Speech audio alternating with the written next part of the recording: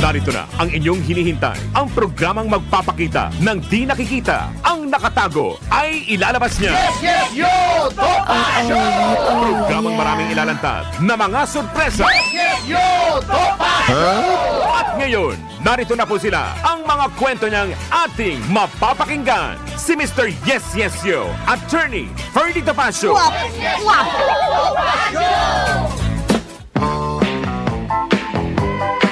Yes, yes, yo! Yes, yes, yo! Topacio, magandang umaga po sa inyo lahat mga kaibigan.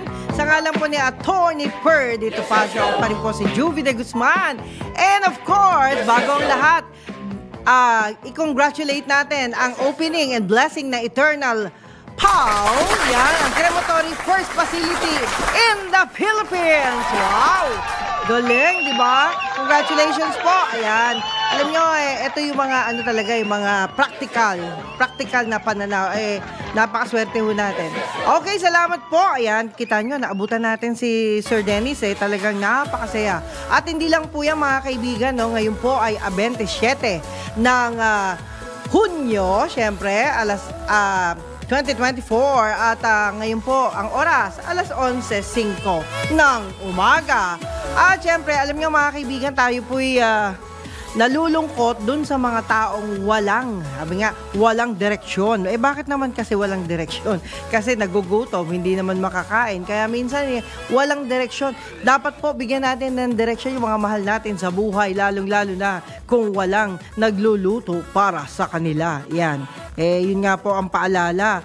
At of course, natutuwa tayo kasi naispatan natin yung paalala pala ng mga taong eto, sabi nga nun, may mga taong dahil daw. Ito, i-ano lang natin to i-elaborate lang po natin to. May mga taong dahil sa inggit, sisirain ang iyong imahe at iwasan ang lahat ang iyong magandang personalidad. Pero, mahirapan silang alisin ang alaala na mga maganda mong nagawa. Yan.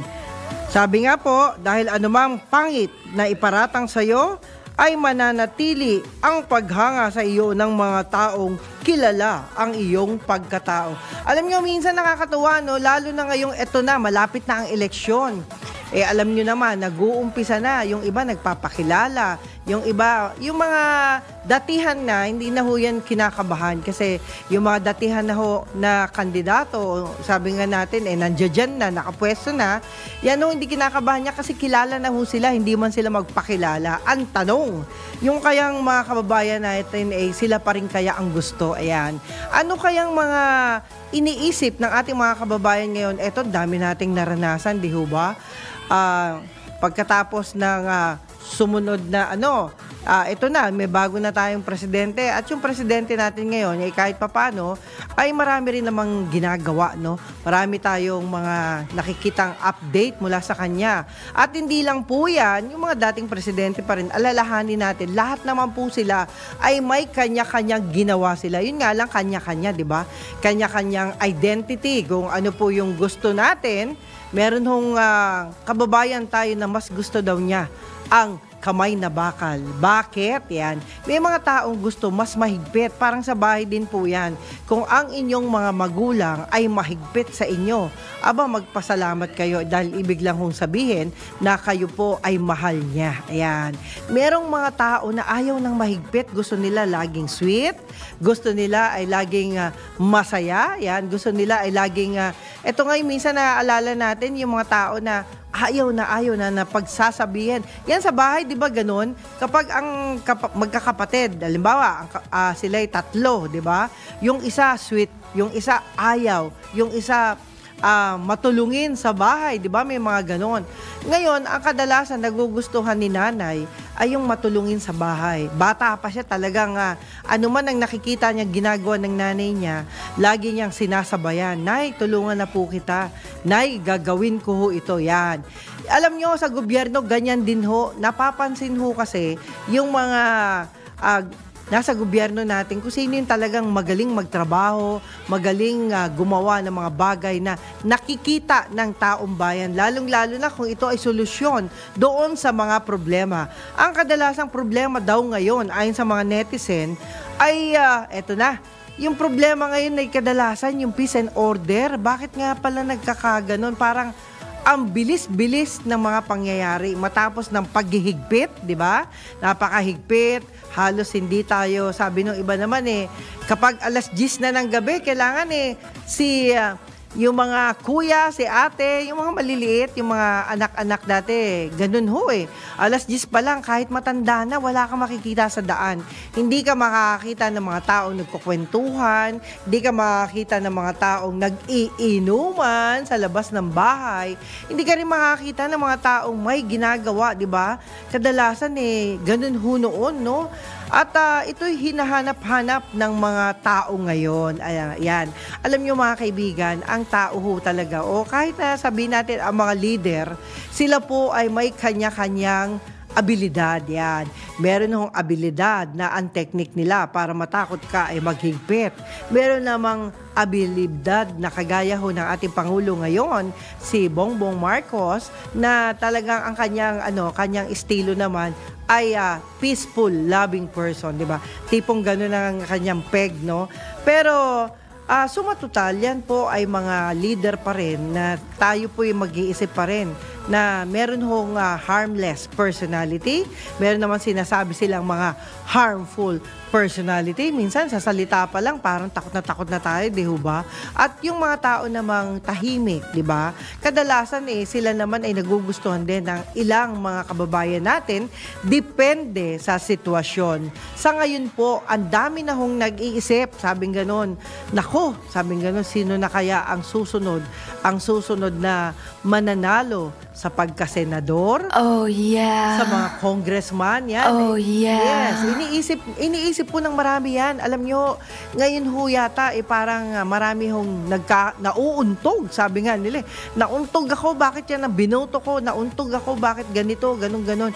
Alam nyo ho, dito lang natin masasabi na iba na ho ang tao ngayon. Dati ho kasi puro babae ang kanilang pinagkukwentuhan, di ba? Lalo na kung ito'y lalaki, nag-uusap-usap, ay puro mga chicks ang kanilang pinag-uusapan. Pero this time, no? Talagang concern na ang ating mga kababayan. Kung titignan po natin, concern na po sila sa takbo ng ating bansa. Kayo po ba, relax lang o masaya naman kayo sa buhay natin ngayon? Ngayon ho, ang daming nagkakanda sabit-sabit dito sa Pogo. Yung Pogo, ang tingin ko naman nakakatulong sa mga nakakaintindi. Pero hindi nakakatulong sa mga hindi nakakaintindi. Bakit kamo?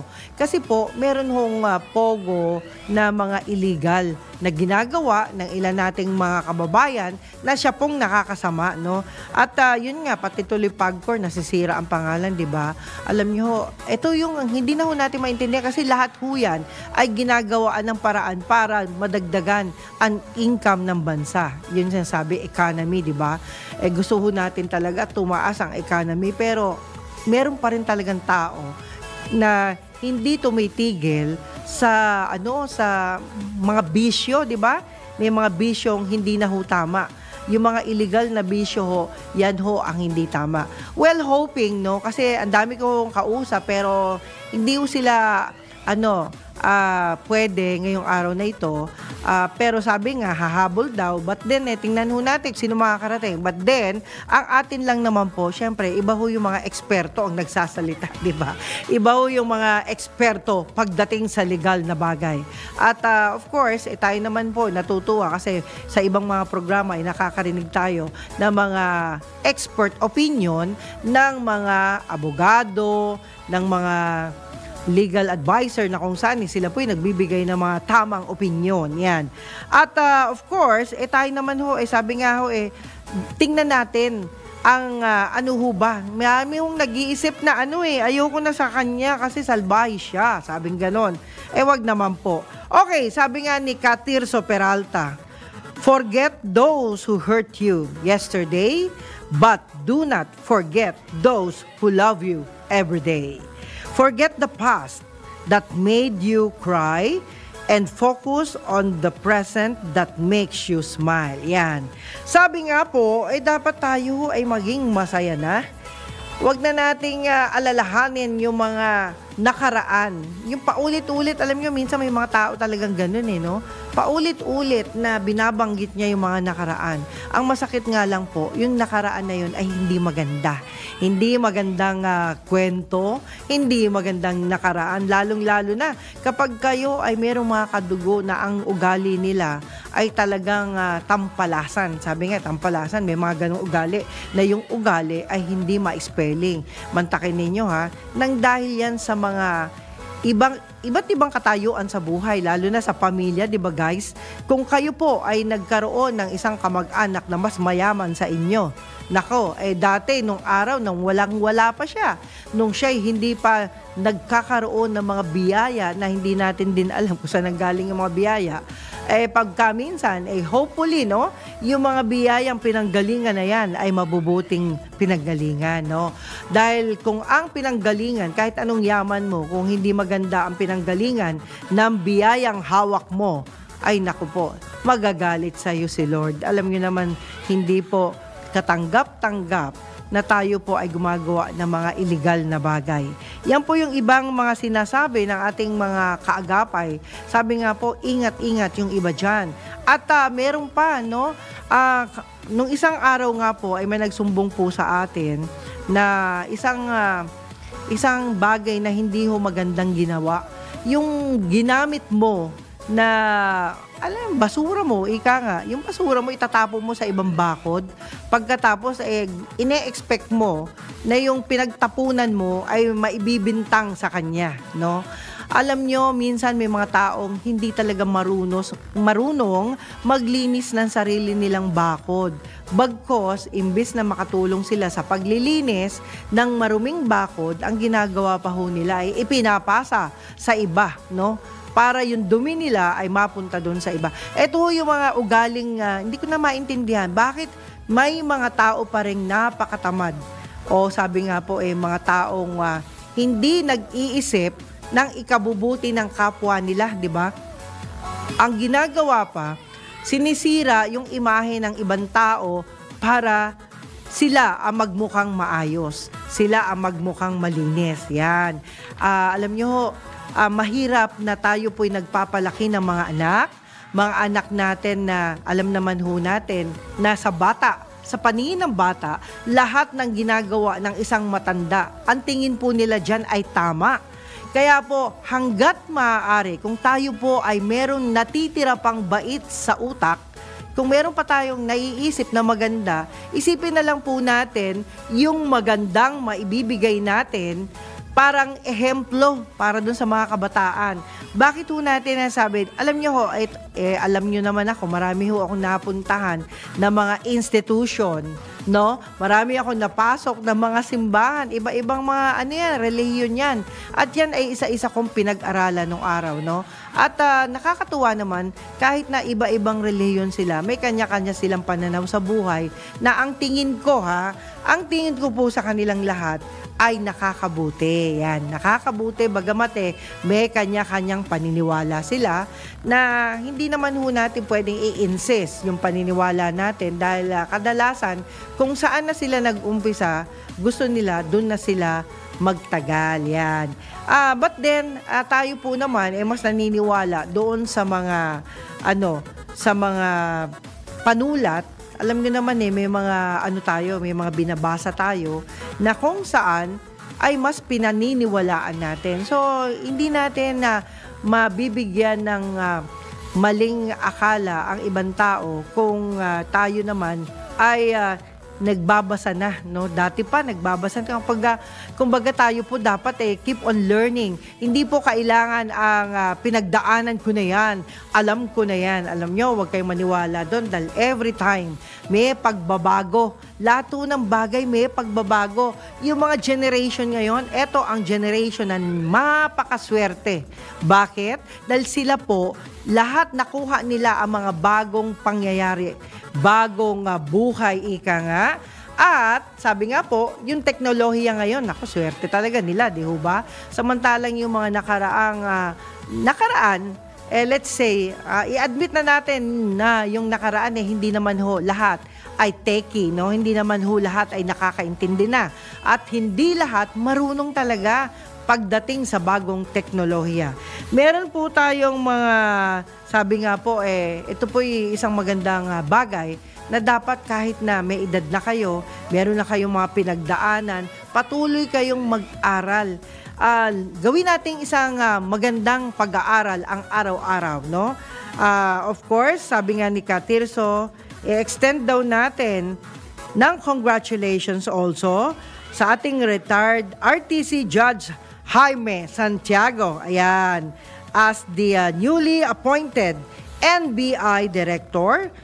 Ayan, siya na yung bagong NBI Director po, si Judge Jaime Santiago, at he truly deserves the accolades. Mabuhay. Iyan. Ay, talagang nakakatuwa, di ba?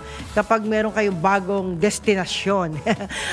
Alam nyo, napakaswerte ho talaga ng mga tao. Kita nyo, habang nagkakaedad, di ba, dumadami ang kanilang appointment. Dumadami ang kanilang mga pinagdaanan at kaalaman dahil patuloy na nabubuhay tayo, patuloy na lumalaban ang bawat isa sa atin, lalong-lalo na yung mga elder natin, ha? Nakakatuwa kasi yung mga elder, hindi sila tumitigil sa pag-aaral, sa paglilingkod. Yan, sabi nga po marami pa ring voluntaryo na gumagawa at tumutulong sa kapwa. Yan naman po ay ating laging pinag-aaralan at natutuwa tayo dahil talagang ang edad, sabi nga, it's just an age, no? Number lang po yan, yung age natin. It's only a number.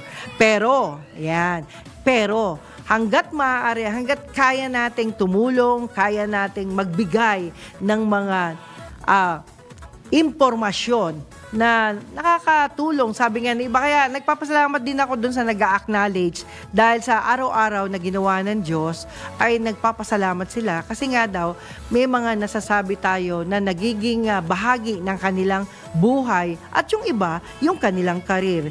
Thankful tayo sa mga ganyang acknowledgement at salamat po sa inyo dahil alam niyo ho, tayo naman po ay maraming nakakausap na talagang eksperto na kung saan hindi rin sila nagsasawa na nagbibigay sa atin ng ilang impormasyon na maaari nating pag-aralan, no?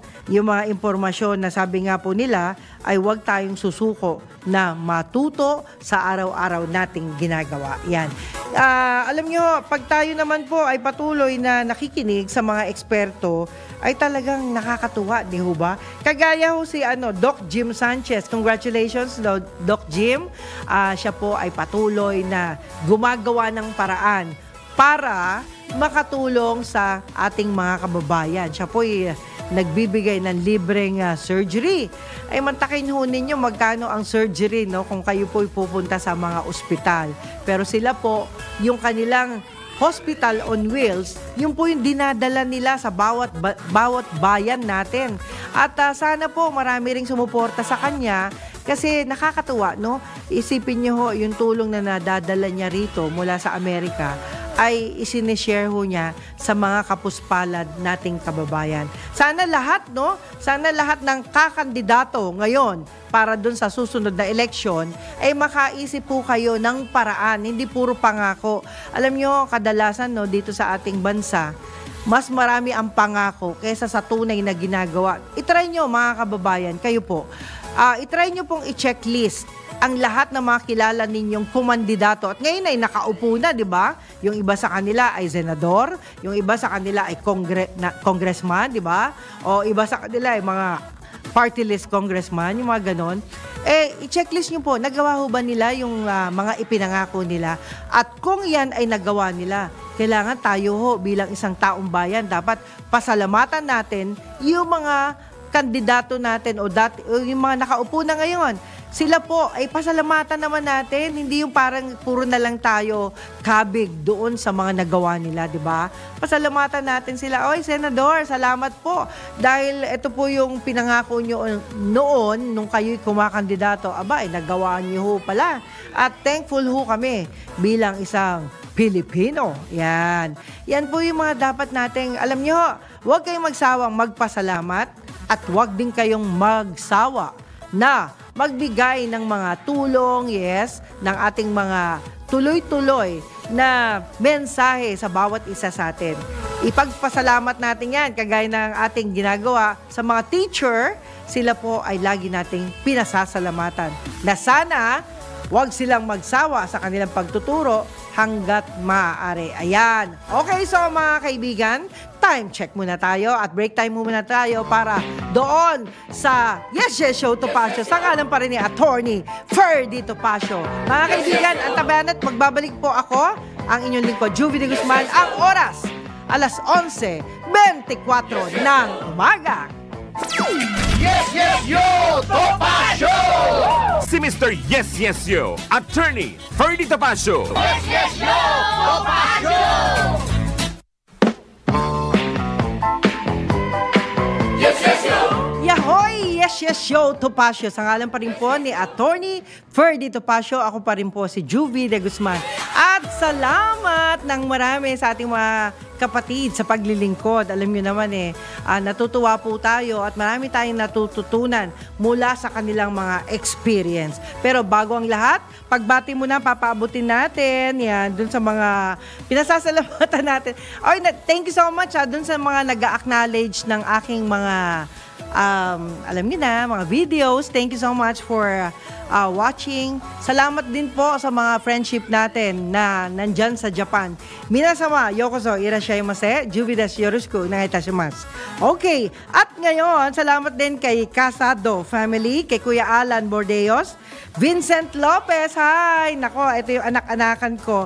Attorney Arnold of course, Attorney Arnold Pamintuan. Ayan. Kay Jerome Ong, hi boss, salamat po sa inyo. Of course, kay Jubert Estrella, Emerson Obiena. Naku, sana daupang palad ko muli kayo rito pagbalik po ni EJ. At syempre, congratulations kay Luciano Pascual. Yan, happy bonding. Dumating na yung kanyang kapatid mula sa US. Nako, talagang mga taga-US kayo lahat. Hello din kay Doc Melvin na busy sa kanyang fire drill. At salamat din kay Ate Elsa Juneda. Salamat po sa inyo. Pagbati na rin pinapaabot natin kay Sir Dennis Arce. Nako guys, may nagre-request ano daw kaya? Ang paitiman ko yung buhok ko. Pero sinubukan ko na, talagang pangit. Hindi ko tayo, pasensya na kayo. Hindi talaga, no? Pasensya na ha. Anyway, malay nyo, magbago pa rin ang isip natin. But then, hello din kay Ma'am Bambi Puentes, ayan. Hello din sa mga artista ng Buracho Films. Hi! Nako, pagbutihin ninyo ha, dahil kayo yung pioneer actors and actress ng Buracho Film. Salamat po sa inyo. At kay Attorney Ellie Malyari. At syempre, hindi po natin pwedeng kalimutan si Boss Edgard. Hello po sir. At hello din kay Attorney Macnel Rante. Yan yung mga kaagapay natin. At hindi lang po yan, no, mga boss, alam nyo ho. Salamat din sa iyo, Raul Lusong. Nako, talaga nga naman, congratulations. Lahat ng mga gawa mo ay talagang effective. Salamat sa iyo. Okay, mga kaibigan, alam niyo ho, yung tradisyon ng basaan, ito nakakatuwa. At salamat sa iyo, Susan Cambri, ha. Ito si Susan, talagang napakagaling Congratulations. Yan ang isa sa mga kaibigan natin. Salamat sa iyo. Okay, sa San Juan Bautista, may tradisyon po ng basaan. Ayon dito, taon-taon ho ang tradisyon na pagdiriwang ng pista sa San Juan Bautista kung saan mang panig ng bansa ay sinasagawa sa pamamagitan ng basaan sa isa't isa. Nako, alam niyo ho, yung basaan, okay po yan. Pero kadalasan, may ilang mga salbahing tao. Only in the Philippines, ba't ganun ano? Siyempre, kung babasain ka naman ng galing sa kanal, di ba ang baho nun? Alam nyo na, may mga taong ganon na yan yung manner na yan, wag na wag yung gagawin kasi sinisira ninyo ang magandang tradisyon. At yan minsan na nating nasaksihan yung mga ganong klaseng hindi nakakatuwa yun Sa inyo natutuwa kayo dahil teritoryo nyo yan. Pero ang pangit lang po kasi mga kaibigan, kung kayo po ay mambabasa ng mga taong hindi nyo kilala, yung malinis naman ang gamitin ninyo. Huwag naman po yung maruming tubig na alam naman po natin. Kinuha nyo lang doon sa kanal. Siyempre, pag nasa kanal na ho, yan understandable na yan po ay may masangsang na amoy. Yan. At hindi lang po yan ha. Meron din mga kababayan natin na pag kayo naman po ay nagse-celebrate ng kung anong selebrasyon, gawin nyo ho sa loob ng bahay. Huwag ho kayong magkalat o maghanda sa labas ng bahay. Alam niyo kung bakit? Lalo na kung ang daanan po ninyo ay dinadaanan ng mga sasakyan, lalo na kung ang lugar na inyong kinaroroonan ay daanan ng mga tao, di ba?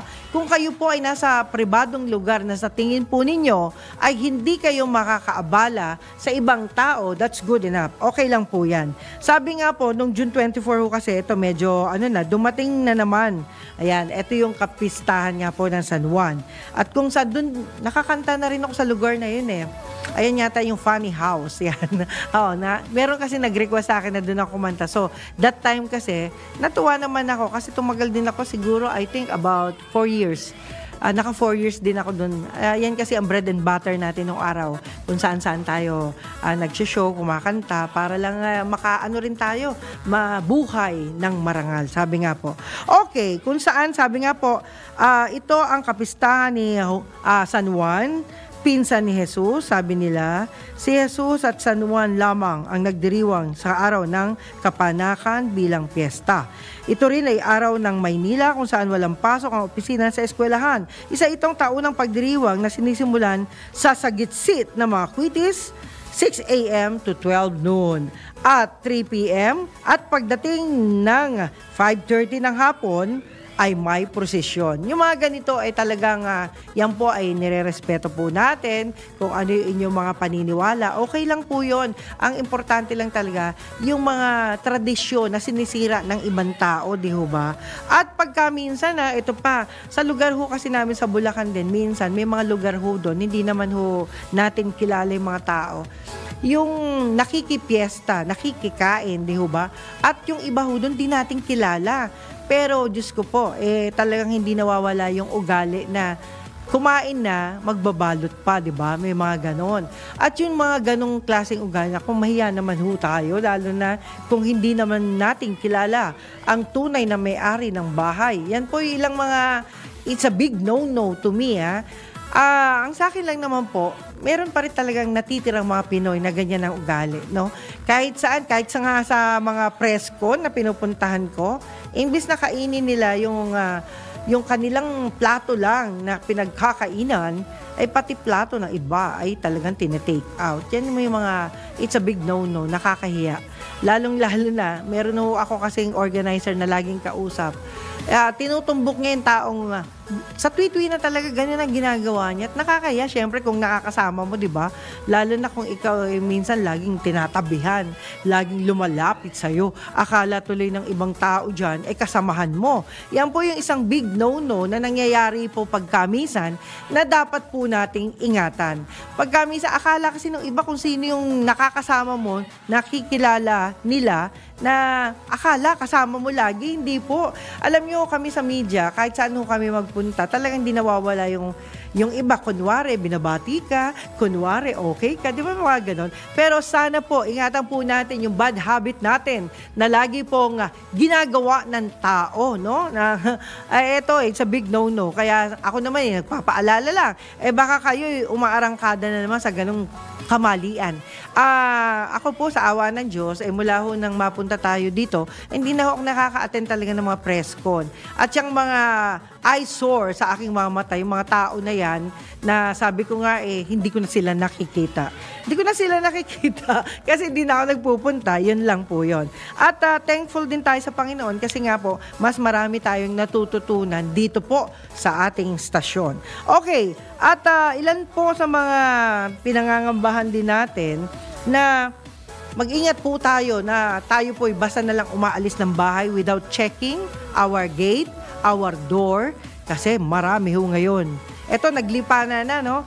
Kamakailan lamang, hindi natin sinisisi ang bagong presidente, Bongbong Marcos. Pero po, mula po nang siya po ay manungkulan, nagbalikan na po yung mga ayaw ko na nakikita kong ugali ng tao. Yan, yung mga sa amin ho, sa aming lugar, marami na ho ngayong kalabit penge, yan.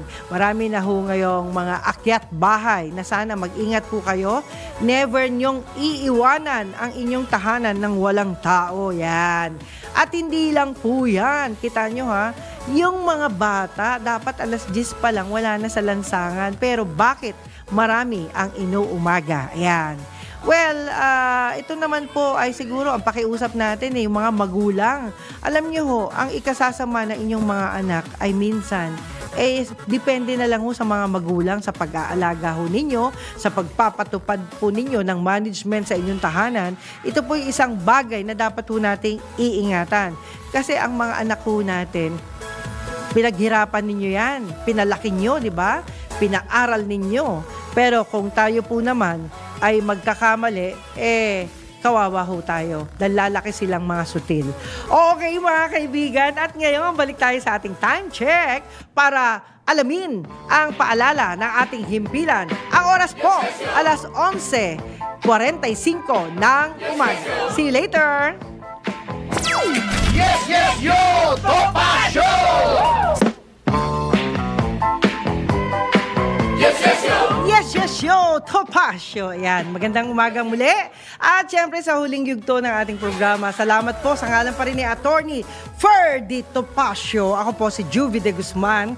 At of course, kanina narinig natin ang Fortune Life. Alam niyo ho, yan ho ang importante sa bawat tao dito sa Pilipinas. Dapat meron tayo talagang Fortune Life. Alam niyo ho, sayang nga ngayon lang tayo nagkakaroon ng chance na maintindihan ang mga insurance. Yan po, importante sa buhay natin, yung life insurance na dapat po meron tayo. Kasi in the future, hindi natin pagsisisihan yan. Bakit kamo kailangan meron tayong ipamana sa ating mga mahal sa buhay? Kaya po, itry nyo, puntahan nyo rito mismo sa building natin ang Fortune Life Insurance. Alamin nyo po yan sa kanilang page, sa kanilang FB account. Ako, and gusto ko yan, na magkaroon yan. Pag ako'y nagkaroon talaga ng budget, kukuha ako niyan. Fortune Life Insurance. Okay, at ngayon, salamat po ay Tita Carmen, miss you. Ayan, pagbati, pinapaabot natin kay Tita Carmen, kay Kuya Joseph Banot, kay Doc MJ at kay Boss MB Evangelista. Nako, mabuhay po kayo. Alam nyo, yung mga kamag-anak ko sa Amerika, kagaya ng aking si Licha. Nako, Licha, dapat talaga sikapin mo makarecover ang papa mo. Yung papa ho kasi ni Licha, yan ho ipinsan ko. Nalulungkot lang ako kasi nga hindi ko sila mapuntahan dahil malayo po ang kanilang kinaroroonan, no? Sana po gawa kayo ng paraan na makarecover ang papa mo kasi kasama mo naman ang mama mo. It's about time na, alam nyo minsan, no, ako, mas importante sa akin yung kalusugan talaga ng pamilya. Kaya sana, gawa kayo ng paraan, mag-research kayo, maghanap kayo ng mga tamang tao na makapagbibigay sa inyo ng advice kung anong dapat gawin. Ayan, kasi yung pinsan ko ho, sa batang edad ay na-stroke, no? At ako'y naaawa, wala akong magawa. Sana po may magawa kayo dyan, lalo na sa probinsya. May magawa kayo dyan. Gawa nyo ng kailangan Huwag nyong pabayaan. Bigyan nyo ng oras. Ang mami ko rin, hirap din ako, pero talagang kailangan bigyan natin ng oras ang mga mahal natin sa buhay. Alam nyo, it's about time na tayo po ay lagi na lang, huwag nating ipagwalang bahala ang sino mang miyembro ng pamilya natin na walang kagalingan. Sabi nga yung iba walang kagalingan in the sense na ako naman ayoko na pa-opera yung mami ko. Kasi nga po, hindi na, sa edad ho ng mother ko kasi 84 years old na siya, hindi na ho natin mapapa-opera. At hindi ko po kakayaning magbayad ng 1 milyon para sa opera niya. Dahil una-una, ilan sa mga kaanak ko rin, ang ganun din ang desisyon at nawala lang after 3 days, after 3 days no, ng operasyon, nawala lang. At sayang, yung 1 milyon, di ba? Isipin nyo, 1 milyon.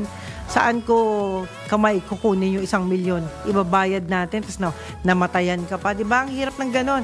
Anyway, yung sabi nga po sa paalala, sa tuwi-tuwi na lagi nating iintindihin na ang pagkain natin, dapat iniisip natin kung ano ang kinakain natin, ano ang magagawa ng pagkain na kinakain mo sa iyong katawan. Dapat isipin natin yan.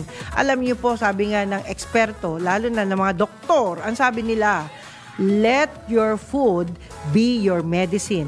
Ngayon, sa mga kapistahan, sa mga event na ginagawa ng ilan nating mga kababayan, Diyos ko po, laging merong nakadapa sa mesa. Yan po ay, sa akin talagang kahit tikman, di ko na tinitikman yung mga ganyan. Pag nakadapa na sa mesa, alam nyo na ibig ko sabihin, di ba? Yan naman po ay, ayun na, alam nyo na, nakakalungkot, isipin, di ba? Masarap nga. Pero, nakapagbibigay naman sa'yo ng hindi kaaya-ayang resulta, lalo na sa iyong kalusugan. Bakit ba, no? Talagang paborito ng ating mga kababayan yung nakadapa lagi, lalo na pag mga okasyon. Iba't ibang okasyon na meron ang ating mga kababayan. Naku, alam nyo, ngayon, natuto na po ako. Dati talagang nagpapakain ako ng mga kaibigan, ng mga kakilala, ng mga kamag-anak. Ngayon, hindi na po natin kaya. Kaya ang gagawin natin, kung meron man tayong okasyon, halimbawa ng birthday, kung sakali, sa mga ilan nating kasama sa buhay, dapat tayo po ay naghahanda na lang ng kayo-kayo na lang. Ayan. Iwasan na ang sobrang paggastos, lalo na ngayon. Alam nyo na, ang ating bansa ngayon ay nasa peligro ng kahirapan. Kahirapan in the sense na tayo po naman, alam nyo naman, sana makakita tayo ng iba pang leader. Hindi ko naman sinasabi pangit yung leader natin ngayon, pero iba pang leader na marunong talaga magkaroon o magbibigay ng swerte sa atin. Yung leader na marunong magtanim at marunong din mag-alaga. Hindi lahat po ng tao ay nakakaintindi sa pagtatanim. Ako, nag-alternate na ako ngayon. Meron na akong pandan na nilaga. Yung pandano kasi pag nilaga nyo yan po ay sagot sa ilang mga masasakit sa inyong mga kasukasuhan. Yan. Dapat ilaga nyo yung pandan at yan po ang inumin natin, alternatibo sa tsaa at kape. Yan. Sa akin lang Pero yung iba naman, ako din, nasasarapan din ako sa kape. Masarap na masarap po yan. Kaya lang, syempre, maganda rin yung may alternative tayo. Yun nga yung sinasabing alternatibo pagdating sa inumin, alternatibo pagdating sa pagkain. At, nako, huwag nyo na muna ang pakantahin. Meron ditong mga request, pero hindi ho tayo kakanta. Wala tayo, mahirap kumanta na walang tugtog. Alam niyo ho ba yun? At dito po sa programa, hindi po napapahintulutan na kumanta ng may tugtog kasi, 'di ba? Unless ang kakantahin mo ay original, ang kakantahin mo ay galing sa sarili mong Kasi ngayon mahigpit ang mga ang mga social media pagdating sa tugtog. Meron ho yung mga sabi nga po bawal ito. May mga copyright, may ownership, mga ganon. Kaya hindi po tayo pwedeng kumanta rito. Anyway, ayan. Meron po tayong ilang pinapasalamatan. Ito pong Erasmo Entertainment Limited. Salamat sa Erasmo. Alam nyo, ilan sa kanila ay mga kasamahan ko sa Japan. Kaya nagpapasalamat tayo. Kasi hindi tayo nawawala ng update ukol sa kanila. Sila po ay mga matitibay na mga kasamahan natin na talaga namang hindi nawawala sa abroad. Laging doon sila nag-entertain. Bakit sa abroad lagi? Dapat dito naman kayo mag-entertain sa Pilipinas. Huwag niyong wawalain ang inyong presensya sa Pilipinas. Sa totoo lang, marami po tayong magagaling na mga performer sa bansang ito na dapat tayo ring mga Pinoy ang magmalaki sa kanila. Ipagmalaki natin ang ating mga kababayan, hindi yung mga ibang bansa ang pinagmamalaki natin, mga ibang lahi. Sa akin lang, in my case, gusto ko ipagmalaki natin ang kapwa Pinoy natin. Sila po ang masigit na maraming alam, maraming magagandang maipagmamalaki tayo sa kanila. Yan. At hindi lang po yan, salamat po sa mga friendship natin na laging nagpaparamdam sa akin na buhay silang muli. Okay, dati wala na kaya nabuhay silang muli. Okay mga kaibigan, pagpapasalamat na po tayo sa ating mga produksyon na kung saan lahat ng mga programa dito dahil sa kanila ay nagiging maayos ang lahat. Yan. Salamat po sa mga on-duties natin. Nandyan si News Director Judith Estrada Larino. Thank you so much. At syempre, Desk Editor natin si Boss Drew Nasino. Tech Engineers natin, Wenner Contehino, Jeneline, Rico Hermoso, Ken Sale. Yan. Broadcast IT natin, JV Dominguez. Teleprompter si Neil Joy Abella, ang ating magagaling na writers yan, Jen Patrolia and Charles Laureta. Of course, ang ating CA si Yasmin Pantalyon. Oh, nag-iisa siya. Malungkot siya ngayon. Ang ating intern si Aizen Lois Moises. At antabayan ninyo ang susunod na programa, ang Balitang Bayan ni Boss Drew Nasino. At syempre mga kaibigan, huwag natin kalimutan na lahat po ng mga nagbe-birthday ngayong araw na ito, happy birthday po sa inyong lahat. Nagpapasalamat po tayo sa Panginoon dahil tayo po ay nabibiyayaan ng mga magagandang impormasyon na kung saan kayo po ang dahilan ng aking pasasalamat. Okay mga kaibigan, sa ngalan po ni Attorney Ferdito Pasio, maraming salamat po sa inyo muli sa aking piloto. Ako po si Jovi de Guzman, dito pa rin sa Yes, Yes, Yo! Topasio! Yes, yes, yo! Yes, yes, yo! Topasio! Si Mr. Yes, Yes, Yo, Attorney Ferdy Tapasio. Yes, yes, yo! Topasio!